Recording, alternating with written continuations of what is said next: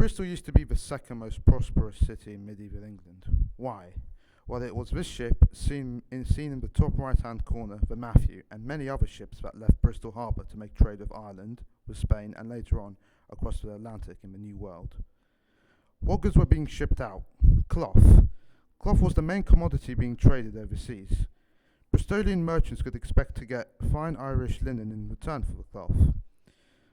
The woolen cloth was woven in the cotton world, then brought back to Bristol for finishing and dyeing before export to Gascony in the southwest of France, around Bordeaux, and other countries. Red cloth was prized particularly, and Bristol had a monopoly over this, paving the way for their strongly enhanced local economy. The effectiveness of the port was much improved in the 1240s by major civil engineer work to divert the River Frome and create a wide and deep artificial channel. This in turn enabled the building of the quay, now Broad Quay, which was to become the harbour's principal wharf right through to the 19th century. Trade proved effective for the city as traders would make more coin by shipping off the goods rather than selling it in Bristol's markets, boosting exports. This included a demand for more cloth overseas, incentivising Bristol's entrepreneurs and traders to boost the production of cloth. This led to innovations in machinery and production, not seen later until the Industrial Revolution. This greatly improved efficiency at which cloth was being manufactured, contributing to a boom in the cloth industry in Britain. Although cloth trade was a perilous enterprise, yet the rewards were great. Merchant adventurers could live like lords. The term adventurers was given to those who traded overseas in cloth and other goods beyond the heavily regulated staples like raw wool. It was also imports of dyes from the Low Countries that enabled merchants to produce high-quality cloth. This important trade development reversed prior years of trade. Cloth before the merchant expansion was mostly imported, not exported.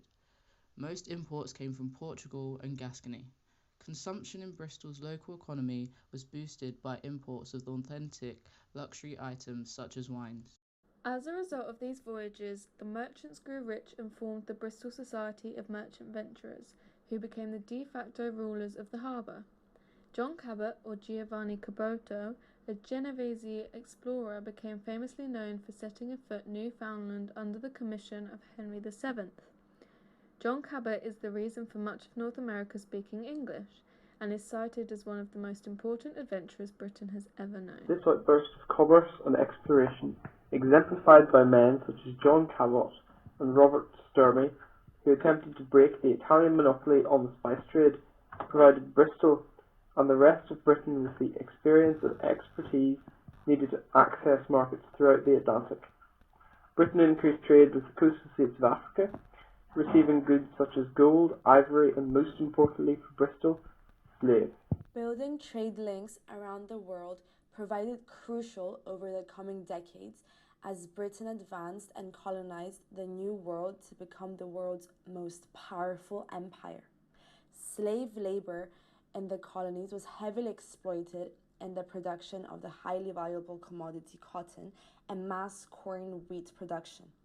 This reduced the opportunity cost of expanding manufacturing in England, inevitably leading to the Industrial Revolution. Arguably, one of Bristol's Merchant Venture Society's greatest legacy was its development of British naval trade and exploration. That gave them an international competitive edge when it came to Atlantic trade.